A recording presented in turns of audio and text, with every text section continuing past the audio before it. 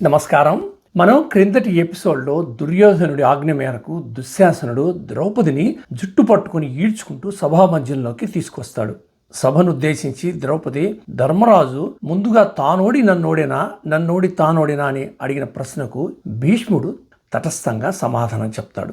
ద్రౌపదికి జరిగిన అవమానాన్ని భరించలేక భీమసేనుడు ధర్మరాజుతో దీనికంతటికి నీవే కారణమని, నీ చేతులు కాల్చేస్తానని కోపగించినప్పుడు అర్జునుడు భీమసేనుడిని శాంతింపజేస్తాడు. మనం అంతవరకు చెప్పుకున్నాం.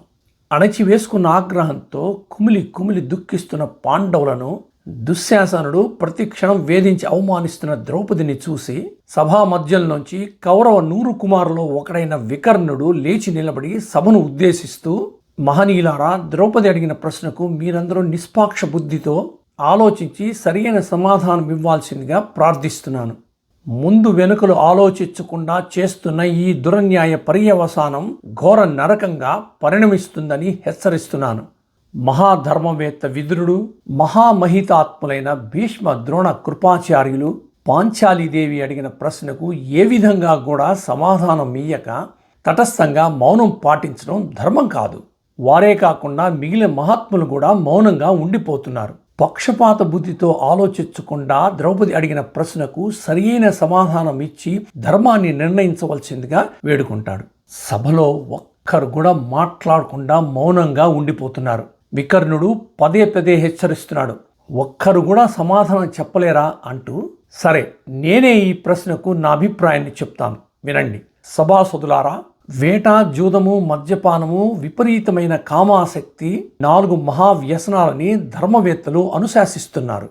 ఈ వ్యసనాలలో చిక్కుకున్న పురుషుడు ధర్మం తప్పి యథేచ్ఛగా సంచరిస్తున్నాడు.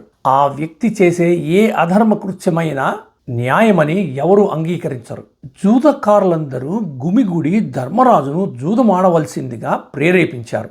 జూద వ్యసనమున్న ధర్మరాజు తనను తాను మర్చిపోయి ఓడిపోయి ద్రౌపదిని ప్రత్యేక పణంగా పేర్కొన్నాడు.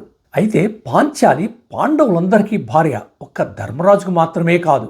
అదీనుగాక ధర్మరాజు తను ఓడిపోయిన తర్వాతే ద్రౌపదిని పణంగా పెట్టాడు. అసలు శకుని ద్రౌపదితో పందెం వేసి జూదమాడవలసిందిగా ధర్మరాజుని ఆదేశించాడు. ఈ కారణం చేతనే ద్రౌపది దాసి కానేరదు. ఆ పైన ఏకైక వస్త్రం ధరించిన పట్టమహిషి పాంచాలి దేవిని ఈ విధంగా సభామధ్యంలో అవమానించడం దుర్న్యాయమని ప్రసంగించిన వికర్ణుణ్ణి సభాసదులంతా ఎంతో మెచ్చుకొని అతన్ని అభినందిస్తారు. శకుని చేసిన ఈ దుష్టమైన చర్య నీచమని ఈసడించి నిందిస్తారు. గుర్తుపెట్టుకోండి, వికర్ణుడు కర్ణుడు కొడుకు కాదు, దుర్యోధనుని 99 తమ్ముళ్లలో ఒక్కడు. అయినా నిర్భయంగా ఇది అన్యాయమని ఘోషించాడు. అందువలన కౌరవులలో వికర్ణుడు నిజాయితీపరుడని పేరు గడించాడు. వికర్ణుడి ప్రసంగంతో ఏర్పడిన కలకలం సభా ప్రాంగణమంతా గంభీర స్వరంతో దద్దరిల్లుతుంది. దాంతో కర్ణుడికి కోపం వచ్చి ఒక్కసారి లేచి నిలబడి చేత్తో సభలో ఉన్న వాళ్ళందరినీ నిశ్శబ్దంగా ఉండాలని సౌజ్ఞ చేసి, వికర్ణాన్ని, కేవలం నీవు పసివాడివి, నీకెందుకు ఈ పెద్ద పెద్ద మాటలు? శకుని అన్యాయ పద్ధతిలో ద్రౌపదిని జయించినట్లు వాదిస్తున్నావు. మరి ద్రౌపది అడిగిన ప్రశ్నకు పాండవులు కూడా సమాధానం ఇయ్యలేదే. ధర్మ మార్గంలోనే శకుని ద్రౌపదిని గెలిచాడని భావిస్తున్నారే. అదీనుగాక ధర్మరాజు తన సర్వస్వాన్ని ఒడ్డి ఊడిపోయాడు కదా. పాంచాలి ఆ సర్వస్వంలో అంతర్భాగమే గాని వేరు కాదు కదా. కర్ణుడు తన ఆర్గ్యుమెంట్ని వినిపించాడు. అతని వాదన అతనుకుంది. అసలు మనకు తెలిసిన కర్ణుడు ఎలాంటి వాడంటే, పాండవుల్లాగా దైవాంశ సంభూతుడిగా కుంతికి సూర్యభగవాని ద్వారా జన్మించినవాడు, దాన ధర్మాల్లో ముందు వెనుకలు ఆలోచించనివాడు, విలువిద్యలో అర్జునునితో సమానమైన పరాక్రమవంతుడు, దుర్యోధనుని పంచన చేరి ఎలాగైనా అర్జునుని మీద పగ తీర్చుకోవాలని ఎదురు చూస్తున్నవాడు కర్ణుడు. ఇది మనకు తెలిసిన కర్ణుడు. ఇప్పుడు చూస్తాం కర్ణుడి నిజస్వరూపం. ఎంత నీచంగా మాట్లాడతాడో ద్రౌపది గురించి. మనకు ఆశ్చర్యం వేస్తుంది, కర్ణుడు ఎంత దిగజారిపోయాడో అని.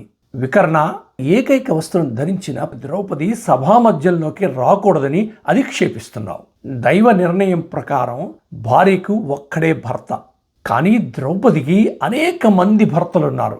అందువలన ఈ దాసి కులట అంటే వ్యభిచారిణి, 10 మందితో తిరిగేదని. ఆమెను నగ్నంగా చేసి ఈ సభాభవనంలోకి ఈడ్చుకొచ్చినా పాపం లేదు అని నానా విధాల దూషిస్తాడు.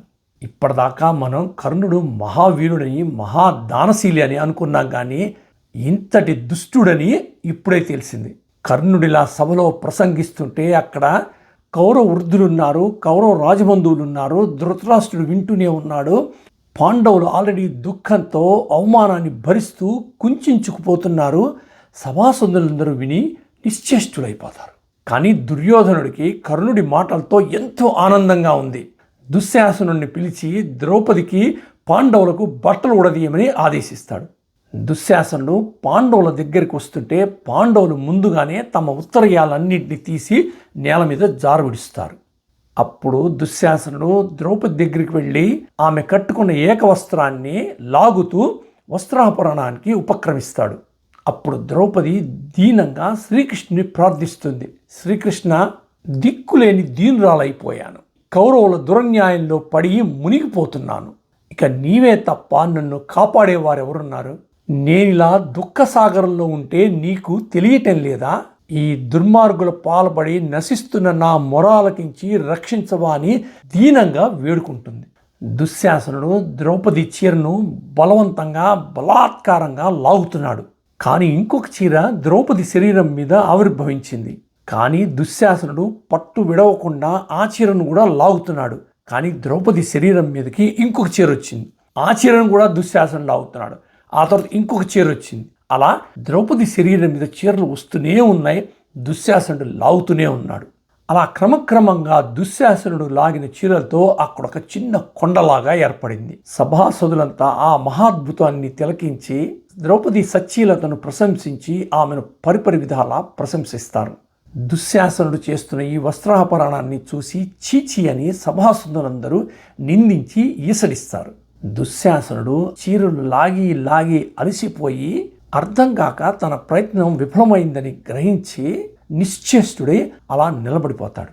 ఇదంతా క్రోధావేశంతో చూస్తున్న భీమసేనుడు ఒక్కసారి లేచి తన పెదవిని కరిచిపట్టి కారుతున్న రక్తధారలతో శత్రు భయంకరుడై ప్రళయ మేఘం వలె గర్జిస్తూ గురువృద్ధ బాంధవులనే చూచుచుండన్ మధోద్ధరుడై ద్రౌపది నిట్లు చేసిన కలున్ దుశ్శాసనున్ లోక భీకర లీలన్ వదియించి తద్విపుల వక్షస్థైల రక్తం నిర్జర ముర్వీపతి సూచుచుండ అని నా స్వాదింతును క్రాకృతిన్ అంటూ ప్రతిజ్ఞ చేస్తాడు.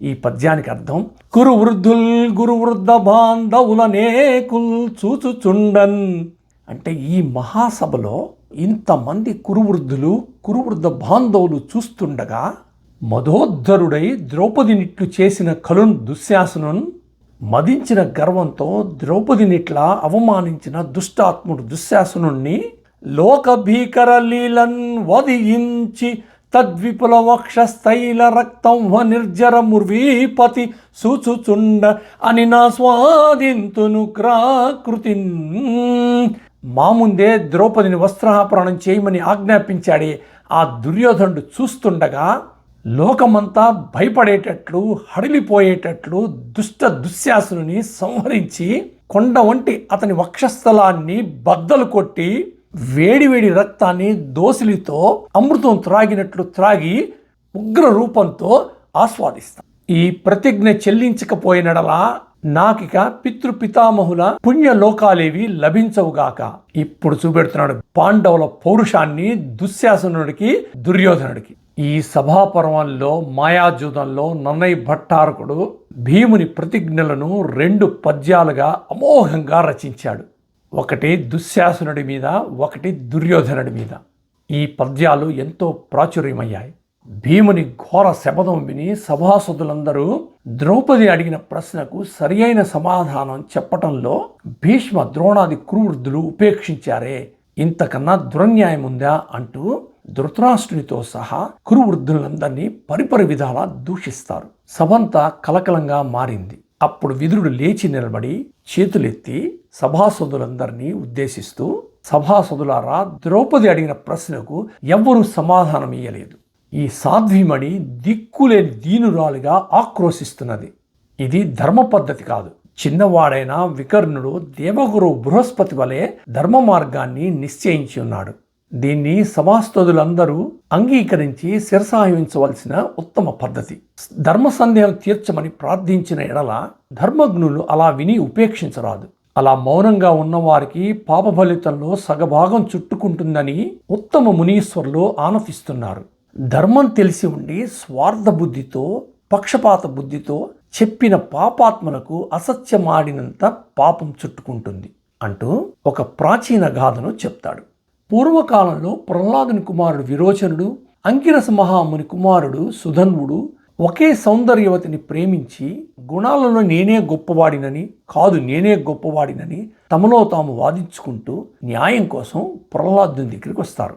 అంగిరస కుమారుడు సుధన్వుడు ప్రహ్లాదు మహారాజుతో, నీవు ధర్మాధర్మవేత్తవు, మా ఇరువురి గుణగణాల్లో ఎవరు ఉత్తముడో నిర్ణయించవలసినది. విరోచనుడు నీ కుమారుడిని పక్షపాత బుద్ధితో చెప్పిన ఎడల నీ శిరస్సు 1000 ముక్కలవుతుంది, జాగ్రత్త అని హెచ్చరిస్తాడు. ఒక పక్క తన కుమారుడు, ఇంకో పక్క మహాతపో నిష్ఠాగరిష్ఠుడైన అంగిరసుని కుమారుడు. ప్రహ్లాదుడు భయపడిపోయి కశ్యప ప్రజాపతి దగ్గరికి వెళ్ళి మొరపెట్టుకుంటాడు. అప్పుడు కశ్యప ప్రజాపతి, ప్రహ్లాద, సాక్షి గాని ధర్మవేత్త గాని తమ విధులను ఎప్పుడు అతిక్రమించరాదు. అధర్మం వలన ధర్మ పద్ధతికి కీడు సంభవించినప్పుడు సభ్యులు న్యాయ మార్గం నిర్ణయించవలెను. లేని ఎడల సభలో ఉన్న వారందరికీ పాపం చుట్టుకుంటుంది. రాగద్వేషాలు విస్మరించి న్యాయంగా తీర్పు చెప్పని నాడు ఆ అధర్మ దోషంలో ఒక పాలు సభ్యులపై పడుతుంది, రెండవ పాలు రాజ్యాధిపతి మీద పడుతుంది.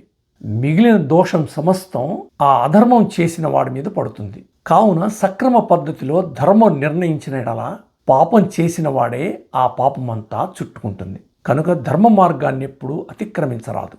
అది విని ప్రహ్లాద మహారాజు తన పుత్ర మమకారాన్ని పక్కన పెట్టి సుధన్వుడే ఉత్తమ గుణవంతుడని నిర్ణయిస్తాడు.